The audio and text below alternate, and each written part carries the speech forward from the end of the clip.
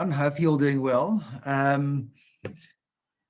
I had initially planned to do the topic of how to deal with movable property in immovable property sale agreements, because it's something that's really in my office come up a lot lately, and I think there's a lot of pitfalls to it. But I had a chat with Michelle Cohen yesterday, and she said that there's been a number of questions around the Consumer Protection Act, POPIA, new regulations. So what I did between yesterday and this morning, I put together some new slides and I submitted them. And I'm going to confess up front that what I've done is I've done a little bit of additional research and reading, and to be perfectly honest, I'm trying myself to get my mind around what all these new regulations mean. So today is going to be me trying my best, to be perfectly honest with you, to try and give you guys an idea as to how these regulations fit in. And what I'm going to do is I'm going to do an updated note, which I will then distribute to everybody. So just bear with me. I'm going to try and give you guys a relative overview of the process, right? Some of it is probably some hard news and hard to implement, but like everything, once we put our mind around it, it becomes a bit easier. So the direct marketing is regulated under POPIA, which is the Protection of Personal Information Act, and under the CPA, the Consumer Protection Act. Guys, I got to tell you that in the last 12 months, I've assisted more than one agency with either client complaints or actual complaints to the information regulator. Client complaints, we tend to deal with, and I'll give you more of an example of what happened. We deal with them a little more easily because, there are people we can phone, we can say, sorry, we can get away with it. When it goes to the information regulator, it's a bit harder because it's that official spotlight on you. So let's just do, I just want to give you an overview as to how we think this thing fits together, right? So, and these rules are that I've got on the screen in front of you are actually changing to some degree, right? So we're going to be talking about direct marketing by means of unsolicited and electronic communications, i.e. SMS, WhatsApp, and email, and then direct marketing by other means, i.e. flyers, handout, telephone, canvassing. So the Protection of Personal Information Act regulates direct marketing via unsolicited electronic communications, and the Consumer Protection Act regulates direct marketing via means other than via non-electronic means. Now, what's happened is that in 2025, April 2025, there was new regulations published in terms of the Protection of Personal Information Act, and in 2024, there was also some amendments made to, well, there were not amendments. There was in 2024, there was a guidance note issued by the information regulator, and the effect of these of the guidance note read together with the amended regulations, it's creating confusion, because prior to that, it was very clear. POPIA was marketing via unsolicited electronic communications, right? Like SMS, WhatsApp, and email. And CPA was non-electronic means, which talks to canvassing, telephone, handing out of flyers. And I'm going to cover this now, talk about this now as I go ahead.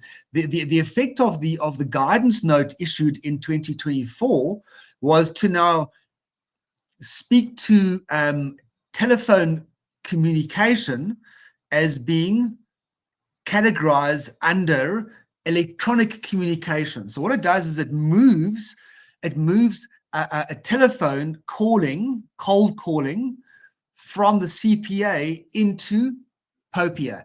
And I think that this is what creates some confusion. But before we delve into the confusion, let's just look at the different pieces of legislation and see what they actually say. So when we talk about POPIA, and we're talking about POPIA direct marketing by means of unsolicited electronic communications, we find Section 69. And what Section 69 says, all right? Section 69 says you can't you can't process people's personal information, so their names, their email addresses, for direct marketing by means of any form of electronic communication, including automatic calling machines, fax machines, SMSs, or email, etc., unless you have two things. One, they've given their consent, or two, they are a subject. So they're a subject, sorry, they're a customer of you as a responsible party. So just to go back, Section 69 says that if you want to process people's personal information for direct marketing purposes via any form of electronic communication, they must have given their consent, or they must be a customer. Okay. So and again, I'm gonna confuse the issue in a moment by telling you that the guidance note in 2024 and the regulations, which were published in April 25, about a year ago, they confuse the issue by now pulling telephone calls or classifying telephone calls as electronic communications, because they're basically saying, well, the advance of technology, a telephone call is actually now an electronic communication. But the main principle to take away from this slide is to understand that that we need consent, right? We actually need people's consent. So the next slide, I just want to show you what this consent looks like. All right, so what the consent, this is, and just by the way, I've and again, my apologies in advance, this form has been slightly modified. So if I want to send an email to somebody, right, if I want to send an email to someone, I can't just send them an email.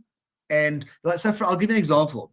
I dealt with a real estate company in the Walter Vredenpark area, and there was a complaint from a client. What happened was the agent had a property in an estate, sold the property, did a really great job, got a really good price, but had the email addresses for all the other owners, right? So what she then did was she emailed all the other owners in the complex a straight email and said, "Dear other owners, I'm an estate agent. I work in your area. I sold this property. I got a record purchase price. I did a really fantastic job. I can do the same for you. Are you interested in selling?" So what's the problem here? The problem here is that we can't communicate with this person via electronic means in terms of POPIA unless, one, they are a customer, and customer is not specifically defined, or two, they've consented. So this guy writes into the principal and says, "This is absolutely ridiculous. You guys are you guys are breaching the protection of privacy legislation because you've sent me an unsolicited electronic communication." When I spoke to the agent said, "What's the problem? I sent this person an email and there's an opt-out. There's an opt-out document. There's an opt-out at the bottom. Why? What are they complaining about? All they must do is opt out, right?" But that is not how the Protection of Personal Information Act works. You got the Consumer Protection Act and you got the Protection of Personal Information Act. And I'm going to cover this in a later slide, but I'll just give you an idea now. The POPIA legislation has what's called an opt-in system. So you opt in. So when we collect information, when they come to your show day, or you they become you get their consent. You need their consent, and this is one of the ways to get consent, or they must be a customer. The Consumer Protection Act has an opt-out system. So in other words, we're allowed to go for we're allowed to direct market people under the Consumer Protection Act until they say, "Don't call me anymore. I don't want to be called anymore." So they opt out. Okay, so it's an opt-in system versus an opt-out system. So I know this is quite confusing, but stick with me. So in terms of, this is the form. If I want to get consent to send an email, I'm going to use this form. So it's an application for consent of a data subject for the processing of personal information. So this form, as I said to you before, has actually been slightly amended. it reads pretty much the same, right? It reads pretty much the same. And the silly thing about it is you'll take this form in its amended form, and what you'll do is you'll send it to this person. So the ideal thing for this agent in my example to have done was to take this form, email it through to the person and say, hi, I'm Mr. X, Mrs. XY agent from Mrs. XYZ company. I would like to send you an email in regard to property. Please, will you give your consent? Now, what we want the people to do is say, I give my consent. When I get this document back, I can send my email. Okay, and I know that sounds ridiculous, but that is what the law is. What the amended regulations provide? The amended regulations provide that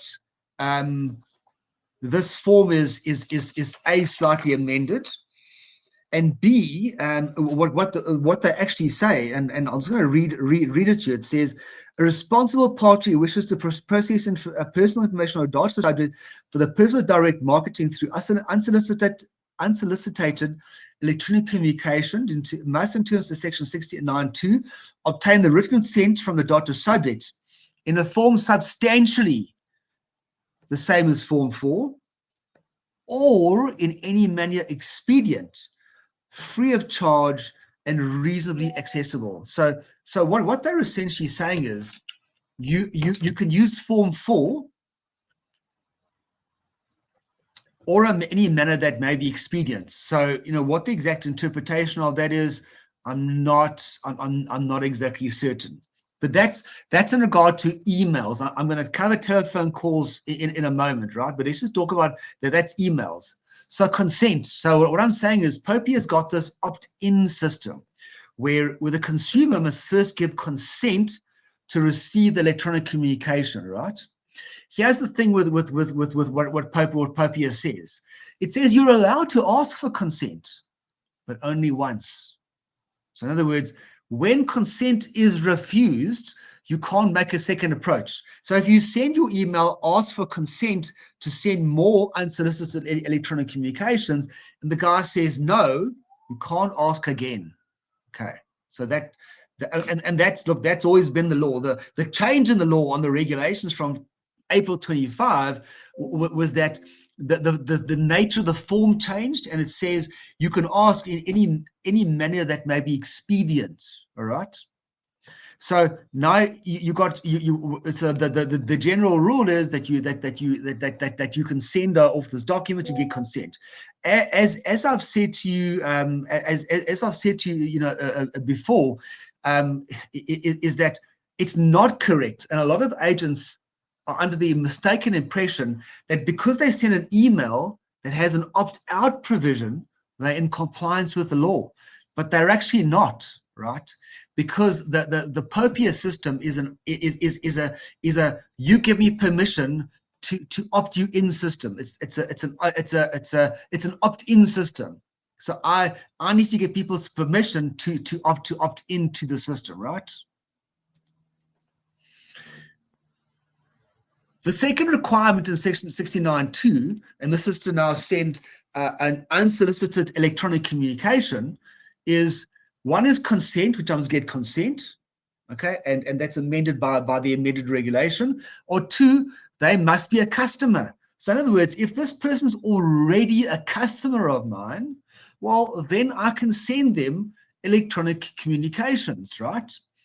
In terms of Popey, there's no absolute definition of customer. The Consumer Protection Act does define customer, but Popey actually doesn't, right? So what section 69(3) says, it has the following limitations, where the marketer may only process personal information of the data subject who's a customer of the marketer, right? One, if the marketer has obtained the contact details of the data subject in the sale of a product or service. Two, the purpose of the direct marketing is to direct market that person's same or similar products. Okay, so for example, in my example, which is my previous example, where the agent simply sent all these emails, the guy went and he made a complaint to the information regulator, and what we did was we responded to say, but he's a customer. We got his details through a Property 24 inquiry.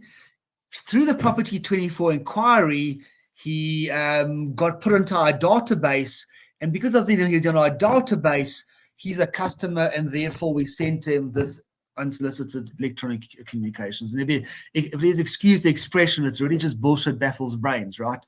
Because we didn't really have any proof. That we just made an assumption that if he's in the database, we must have got it from Property 24, therefore it was okay. As it happens, we sent our email very carefully crafted and just never heard back. But the point is that if someone is a client, you've obtained their details. So let's say you've done a sale for somebody, right? You've done an actual sale for that person, and you sold to a person, and now you're going to want to sell something else. In theory, based on what this is saying is, you can send them an email and say, how's it? You bought a property from me last year. I know you're an investor. I have another great opportunity. I obtained your details in the context of a sale of a product or a service. I'm marketing a similar product to you. You're a customer already. Are you interested? And I think that's okay.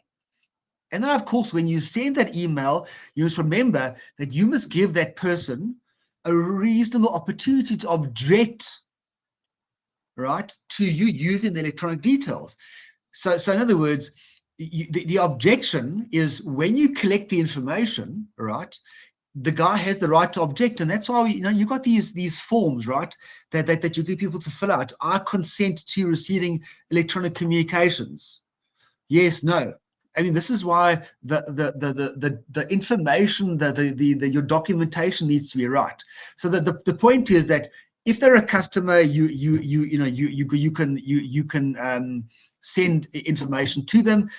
If you got their details through a product or a service, and if what you're direct marketing is also a similar product or service, subject to this, that when you collect the information, they had the right to object. And on each occasion, when you send them the electronic communication, again, they have the right to object to this to this information. So in other words, in my example, the agent who sold the house and emailed the guy next door said, I've sold the house, I can do the same for you, had an opt-out system. If you don't want to receive this, please say you don't want to receive it, and it's okay. But that's not enough. That is correct if this guy was a customer. So our argument was, but Mr. Neighbor, you're already a customer. We've sent you, therefore you've already, therefore we're allowed to send the information to you, and we're giving you the right to opt out. Again, is it perfect? No, it's not perfect in any manner or form, but that was the argument we created, right? So in other words, every time you send an email to a customer who had the right to object when you collected the information, we must have that. We must ensure that the contact details were procured in the context of a product or service. The direct marketing is for a similar product, and we give them a reasonable opportunity with which to object. Right. So that communication in terms of Section 69.3 of POPIA must also have our details as the sender, and the address that they must address any objection to if they don't want to receive any further communication. Okay, so to summarize, we have this POPIA. You can direct market by means of unsolicited communications if one, you have consent, two, if they are a customer, subject to those different rules. Here's where we have a little bit of a complication, right? The guidance note, which was published in 2024, the effect of that was to extend the definition of electronic communication to include telephone calls, all right? Push notifications, direct messaging on Instagram and LinkedIn. The guidance note is not necessarily law, it's a guidance note, but it has now been made law in the amended regulations, which were published in April 2025. And I can tell you it's hard, even for us, to keep up with all this regulatory, all these regulatory rules. So what they're saying is, due to the change in the nature of telephone communication, being telephone communication technology is predominantly digital, Therefore, telephone calls are now electronic communications. I mean, go figure, right? It's probably not wrong, but it complicates our lives. So now what we're saying is telephone calls are not only regulated by the CPA in terms of direct marketing, they also regulate in terms of POPIA. So what the uncertainty created by the guidance note, and we actually called the information regulators to say, well, how do we implement this? So do we send the guy an email to say, please sign form 4 before I can call you? No. And the answer lies in the amended regulations, which were published in April last year. Okay, and in fact, this is what 6.2 of the amended regulation says. A request for a data subject's consent for the processing of his or information referred to in sub 1, i.e. electronic communications, by telephonic means. Okay, so if you want to direct market someone by telephonic means and you want the consent, all right, it says consent by telephonic means must be electronically recorded by the responsible party, and such recording must on request be made available to the data subject in a manner including the transcription, which must be free of charge. So in other words, what they're saying is when you cold call, you're supposed to ask for consent, right? And the consent must be recorded for the cold calling. So in other words, if I understand this, what they're saying is you need to record your cold calls. So, you know, the question that we always get from agents is to say, well, what do we do when we cold call people, all right? What do we do when we cold call people and they say, where do I get our details? So I tell people is you say to them, listen, your details are publicly available. You won't believe it, sir, but your details are actually publicly available. I mean, unless these guys are a customer, right?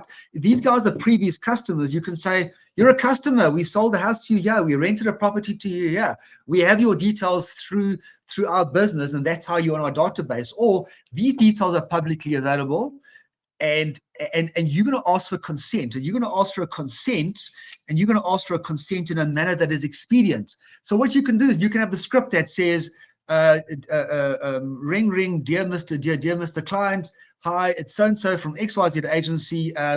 May I please have a discussion with you about this product or service? Are you selling your property? So now you're asking for consent. So I think you can work it into the conversation without being too formalistic. But to close off this issue, POPIA, read with the guidance note, read with the amended regulations, has pulled telephone calls into the realm of unsolicited electronic communications, because telephone calls are now regarded as unsolicited communications, right? So let's just talk about the Consumer Protection Act, and then I want to talk lastly about the latest change, which is the amended regulations, the Consumer Protection Act, which were published on the 15th of April 2026. So literally 2 to 3 weeks ago, these were published. So first, let me just cover some broad issues here. In terms of the Consumer Protection Act, Section 60, Section 11, what this does is it covers direct marketing via non-electronic means, handing out flyers and telephone canvassing. Remember, this is now changed because of the interplay of this telephone canvassing. But really, what the CPA says is that there's an opt-out system, i.e., you can market people until they opt out, right?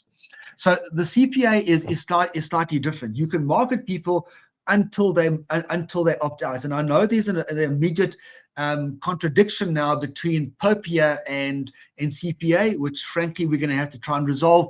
And I think from all articles I've read, people seem pretty confused as to how it's going to work. So in terms of CPA, you can call people. I would do is I would call, work in listen, may I please have 5 minutes of your time to discuss, get the consent in terms of that conversation, right? If people say, listen, I'm not interested, please don't call me again, then you must put them on a do not call list. it's the same with Popia. If people say, I do not consent, please don't call me, you must put them on a do not call list. In terms of the Consumer Protection Act, right, you need to ensure that people who don't want to be, who say no, who opt out, are on a do not call list. Now this is let me just talk about this first, right? So Section 12 of the Consumer Protection Act just has the time periods within which you can call people. So the time periods that are prohibited, and this is for handing out flyers, any kind of marketing in terms of the Consumer Protection Act, i.e. by non-electronic means. Sundays and public holidays, can't do it. Saturdays before 9 p.m. and after 1 p.m. can't do it. All other days before 8 p.m. and after 8 a.m. and after 8 a.m. So let's just talk about this latest development in our law, which is I think what our discussion yesterday was about. So on the 15th of April 2026, the Minister of Trade and Industry published new regulations to the Consumer Protection Act, right? And these came into effect immediately, all right? And simultaneously, an opt-out registry was established by the National Consumer Commission. Now, if you look at section, I've got the legislation here. If you look at section 11.3 of the Consumer Protection Act, it says the Commission may establish or recognize as an authoritative registry in which any person may register a preemptive block, either generally or for specific purposes, against any communication that is primarily for the purpose of direct communication. So in other words, the legislation creates an empowering section which enables the consumer regulator to have a registry where I can preemptively block my system. So what this means is this is now in force. The National Consumer Commission now has a fully operational, I'm told, opt-out registry. There's a new form, and I can now, as a consumer, submit my form into the opt-out registry, and I can say I want to be preemptively blocked from every kind of direct marketing. Guys, when you call people, when you call people, when you canvass, you are direct marketing, which is the second thing that these regulations do. They allow me as a consumer, to register to be preemptively blocked from any kind of cold calling or electronic communication. And B, they make it obligatory for you as a direct marketer to register, and you must pay a hefty 2,500 Rand a month fee. There's a specific form for both of these applications. You must register as a direct marketer. And what you must do is you must do something called cleansing, right? So every month you must cleanse. You must go onto the register. You must now compare your list to their list, and you must make sure that you don't phone or email the people who are preemptively blocked. There seems to be some debate around now the interplay between Consumer Protection Act and Popia, and the consensus view seems to be that if I'm on the Consumer Protection Act opt-out list or opt-out registry, right, then I'm automatically not consenting in terms of Popia. So please don't contact me at all. Okay. So that's how this is operating. So you must register, and as part of your obligations as a direct marketer, you must then not direct market goods and services to people who've been preemptively blocked. You must remove from your database all people who are registered.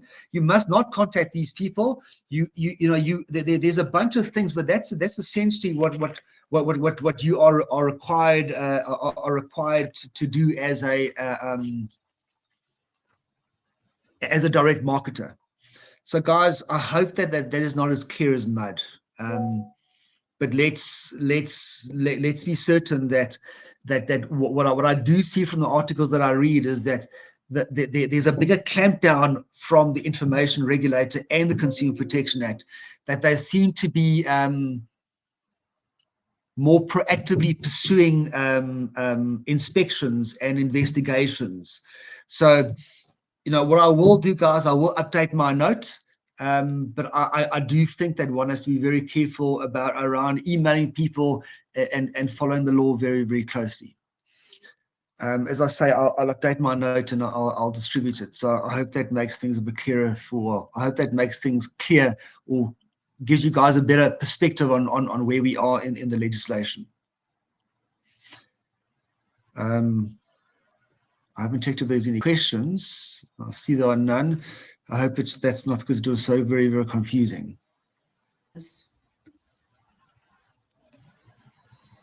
Marius, can you hear me? I can, yeah. There are a few questions. Okay, let me see if I can...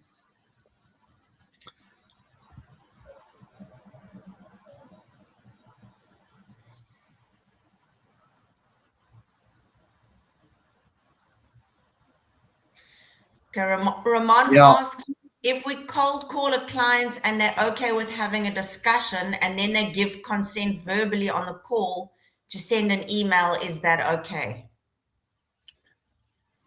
I think that call needs to be from what I can see from the new regulations. Strictly speaking, that call also ought to be recorded.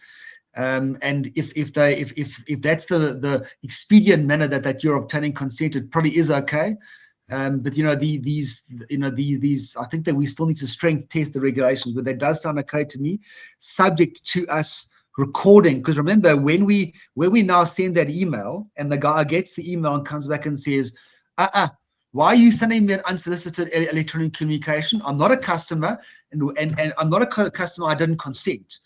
Then you, in terms of these 2025 regulations, what you need to do is then have the recording and the transcription of the recording available to send. Here's where you consented. I called you. You consented. It was an expedient manner, and therefore I sent it to you. So if you got that, I think that you're going to be covering yourself.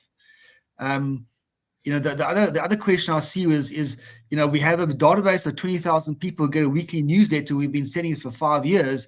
There's an unsubscribe option. By virtue of the fact that people are not unsubscribed, can we continue to send the letter?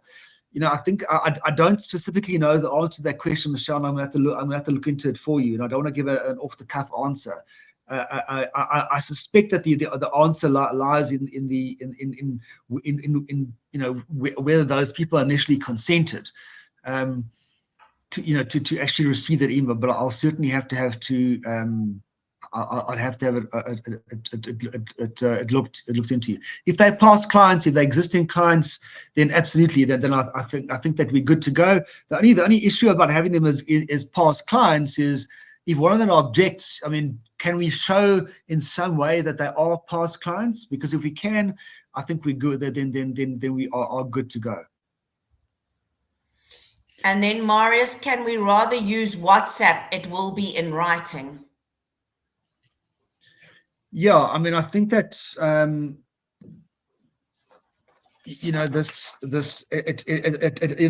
legislation does say that you must obtain written consent in a form substantially similar to Form 4, or in any other manner that may be expedient, free of charge, and reasonably accessible to the data subject, including email, telephonically, SMS, or WhatsApp. So yeah, but I do think that if we're going to send WhatsApps requesting consent, then we must probably have it in a in a carefully crafted format that we pre-agree the content. It's the same as my office. I have various messages that I want to send to clients, and I don't want a random message sent out. So I pre-draft WhatsApp messages that are short enough, comprehensive enough to understand, but short enough that they'll be read, and I send a very clear message. So I think that according to the regulations, WhatsApp does work, but I would do it in a very structured way. Okay.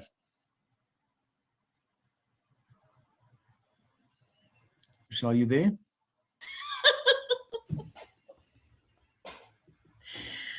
It's yeah, it's quite a lot to take on. Yeah, it's a lot. So we are, as I said to you, I mean, I kind of was aware of the new regulations, but I haven't looked at them very, very closely. So I've tried to give a broad overview picture, but we'll have to do some more research ourselves as to the exact answers and implementation of it. All right. Super. Thank you so much for your time, Guys. Marius.